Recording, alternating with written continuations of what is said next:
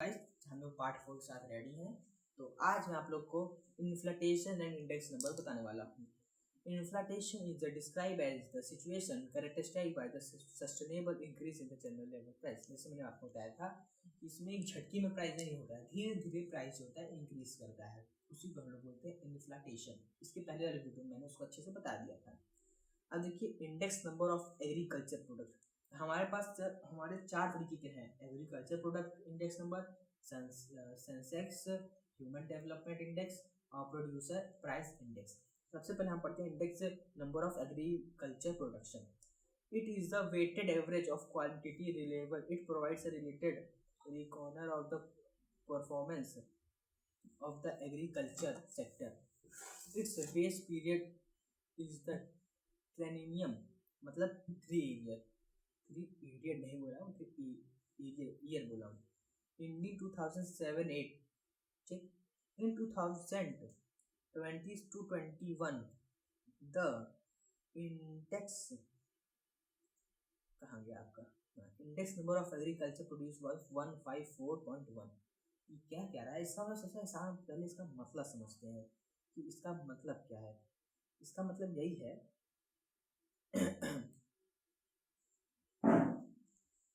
कि जो हमारा इसका मोटा परफॉर्मेंस होता है एग्रीकल्चर सेक्टर, वो बहुत बढ़िया, मतलब उसे होता है कि मोटा, ऐसा होता है कि भाई इसके पास कितना पैसा होता है, मोटा मोटा इसके पास इतना पैसा हो जाएगा।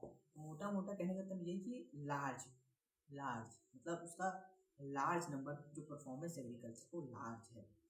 बेस पीरियड जो होता है सिर्फ 3 ईयर्स का होता है, बहुत आसान चीज़ है ये। इसका लास्ट हमको उसका बताना, इंडेक्स नंबर का जो प्रोडक्शन था वो 154.1 था, ये बहुत आसान था। और 2020 से 21 के बीच में, ठीक। अब हम लोग हैं Sensex. The Sensex solve by the Bombay stock and exchange.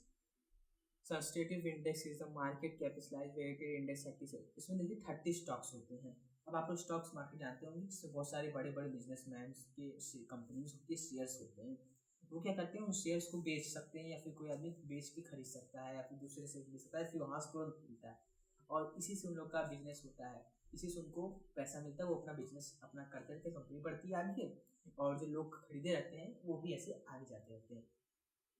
अब ये ज़्यादा मेन चीज़ यहाँ पे ये नहीं है। मेन चीज़ आपका यहाँ पे ये है कि यहाँ पे आप लोग पढ़िए जरा, बुक अगर आप लोग खोल के रखे होंगे, आई होप नहीं खोले होंगे, लेकिन पढ़ लीजिएगा। The base value of the Sensex is 100 on 1 April 1979। The base year of BSE Sensex is 1978। अच्छा, देखिए, जब 1978 में जब उसका हुआ था सबसे पहले, जिसमें 100 सेंसेस हुए थे 1 अप्रैल 1979 पे, जिसका जो बेस ईयर था 1978 से 1979 तक का था, ठीक। अब ये क्यों यूज़ करते हैं? जो इन्वेस्टर होता है ना स्टॉक मार्केट में, जो इन्वेस्ट करते हैं, वो चेक करने के लिए यूज़ करते हैं कि कौन सी कंपनी कौन सी ईयर से अब तक कितना ग्रो की है, कितना उसमें चेंज आया है, जितना उसके लिए चेंज आया है, उसके प्राइस में चेंज आया है, कितना कंपनी ने ग्रो किया है, ठीक। इसी को चेक करने के स्टॉक मार्केट वाले लोग यूज़ करते हैं। ये तो ईजी था। अब ह्यूमन डेवलपमेंट इंडेक्स।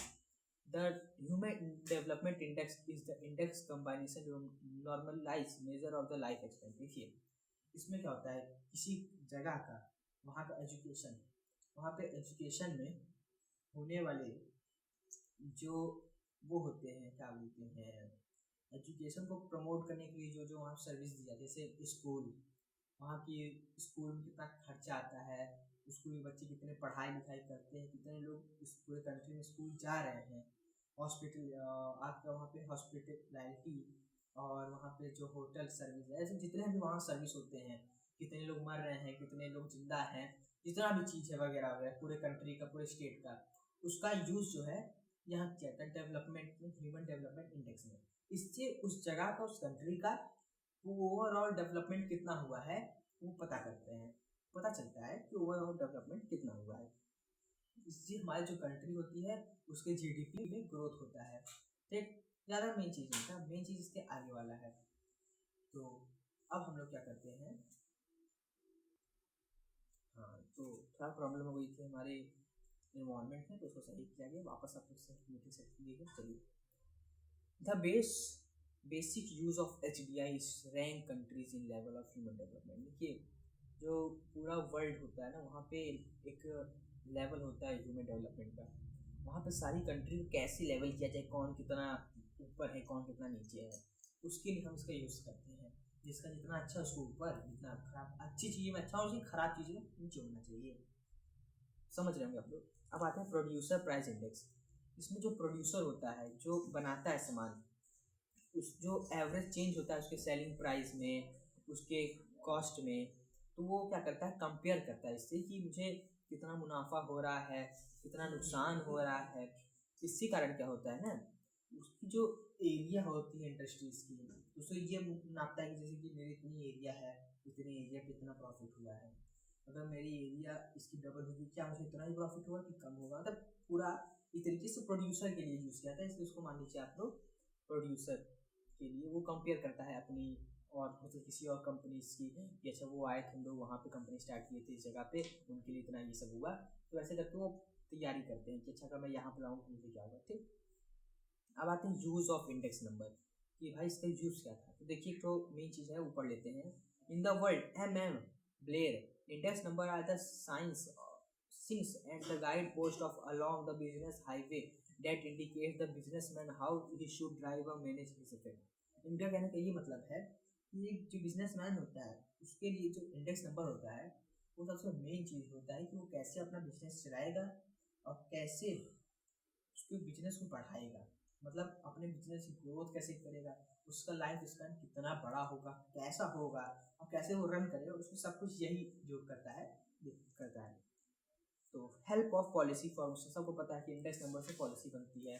कोई कंट्री में वहाँ पे बर्थ रेट ज़्यादा हो रही है, उसके इंडेक्स नंबर कंपेरिजन में सारे बाकी सब स्टेट के, तो क्या करेगा वो कंट्री की जो वहाँ की जो वो बड़े बड़े गवर्नमेंट होगी या फिर वहाँ जो बड़ी सरकार के जो होते हैं ना, तो वो सब क्या करेंगे, वहाँ कुछ अपना नया पॉलिसी लाएंगे। Index number act as economic barometer, ये तो मैंने आपको पहले वीडियो पढ़ाया है, जो नहीं जानता है जाके पहला वीडियो देख लो। अब मैं नहीं करूँगा, पहला वीडियो जाके देखो। Help in the staying the trends, मतलब देखो होता क्या है, हमें पता होता है कि कौन से समय पे क्या चेंजेस हो रहे हैं, तो इससे हमें ये पता चलता है ना। अभी हम जैसे इस समय पे ये चेंजेस हो रहे हैं, तो हम ये क्या करता है, सारे कंपेयर करता है कि अच्छा इस समय ये चेंज हुआ, उस ईयर में ये चेंज हुआ, तो सारे चेंजेस हम इससे पता करते थे कौन सी ईयर में कितना कितना कितना से चेंजेस तो चला जा रहा है आगे। तो इससे क्या होता है ना, हम उसका चेंजेस का रोक के हम क्या करते हैं कि, तो गाइस लाइट नहीं है तो बार बार प्रॉब्लम आ रही है, लेकिन हम कोशिश करें वीडियो बन जाए। तो हुआ क्या गाइस कि हमारा जो ट्रेंड होता है तो वो बार बार ऐसे आता जाता रहता है, बार बार हम देखते थे कि इतना चेंजेस इस कंट्री में, इतना इस ईयर में चेंजेस, इतना इस ईयर में चेंजेस, इतना इस ईयर में चेंजेस, इतना इस ईयर में। तो हम एक अनुमान लगाए थे कि इतना अगर इस ईयर में तो अगले ईयर में हो सकता है इतना चेंजेस हो जाए। इससे कारण क्या होता है, हम कुछ न कुछ स्ट्रेटजी बना लेते हैं कि हमारा डिमांड और सप्लाई कैसा होगा, ये इसका मतलब इससे यूज होता है हमारा। The measure of compare the exchange, इससे हमारा क्या क्या चेंज होगा मेजरमेंट में, और कंपेयर करते हैं कि चेंज क्या क्या है। जैसे मैंने आपको इसके पहले वाला ये तो सेम ही मान के चलिए। अब आते हैं index number help in measure purchasing power. देखिए परचेजिंग पावर का एक फॉर्मूला है, पीछे दिया हुआ है, आप एक बार पढ़ लेना। X T minus x T minus one upon x T minus one into 100, ऐसा कोई फॉर्मूला है। गलत होगा तो माफी मांगूंगा, तो ये सही फॉर्मूला है। अब आगे पढ़ते हैं हम लोग इसको, परचेजिंग पावर। तो परचेजिंग पावर मतलब जितना, देखिए ऐसे मानिए कि उसके पास अगर किसी इंसान के पास वो मेहनत कर रहा है, सैलरी पा रहा है, 10,000 रुपये उसके पास है, और अगर एक चीज़ जो उसको लेना है, प्रोडक्ट जो है, यूनिट कमोडिटी जो है, वो एक यूनिट जो है अगर मान लीजिए 1,000 की है, तो सिर्फ वो 10 यूनिट ही ले पाएगा उस चीज़ का। तो उसका क्या होगा, परचेजिंग पावर है कि वो सिर्फ 10 यूनिट्स ही ले सकता है। इसे बोलते हैं परचेजिंग पावर। तो इंडेक्स नंबर से हम ये पता कर सकते हैं कि अगर उसकी जो हालिया मतलब साल दर साल, प्लेस टू प्लेस जिस तरीके से उसका बढ़ रहा है, क्या बोलते हैं उसको, प्राइस, या फिर जो उसकी सैलरी बढ़ रही है, कम हो रही है, तो उसमें क्या इफेक्ट आ रहा है, क्या चेंजेस आए हैं, इससे हमको ये पता चल जाता है उसकी परचेजिंग पावर क्या इफेक्ट कर रही है। इसके नीचे वाला एग्जाम्पल आप लोग पढ़ लीजिएगा, बहुत अच्छा एग्जाम्पल दिया है, आप लोग से पढ़ना। अब index numbers help in deflating of various value. सबसे पहले समझिए डिफ्लेटिंग क्या होता है। देखिए इसी कंपैरिजन को करने में जो हम चेंजेस को कंपेयर करते हैं इसी को हम लोग बोलते हैं डिफ्लेक्टिंग। ठीक, तो हम क्या करते हैं, इससे अलग अलग नंबर्स को, मतलब अलग अलग चीज़ों को पहले कंपेयर करेंगे, उसके बाद उनको भी उठाएंगे, अलग अलग जगह से कंपेयर करेंगे। ऐसे करके हम उन सब के बीच में और अच्छी कंपेरिजन करके पता लगाते हैं कि उनके बीच का जो वैल्यू है, मतलब उसका कितना, जैसे कि मैं आपको एग्जाम्पल दूँ पेड़ का। अब बहुत सारे पेड़ों को अलग अलग जगह का हमने उसका इंडेक्स नंबर निकाला, सब एक दूसरे से कंपेयर कर दिया। अब बाद में हमें ये पता चला लास्ट में कि कुछ 5 पेड़ होते हैं कटहल के ऐसे करके जो बहुत ज़्यादा ऑक्सीजन दे सकते हैं।